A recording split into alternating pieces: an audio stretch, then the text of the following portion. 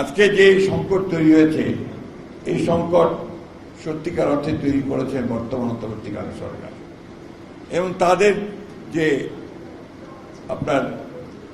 তারা যে কমিটিটা তৈরি করেছিলেন, অর্থাৎ রিফর্মস কমিশন, এই কমিশন দীর্ঘ প্রায় 1 বছর বা 8 মাস 9 মাস তারা এই কমিশনের ঐক্যমত্য কমিশনে তারা আলোচনা করেছেন ঐক্যমতের বিভিন্ন বিশ্বের সংস্কারের বিভিন্ন বিষয়গুলো নিয়ে।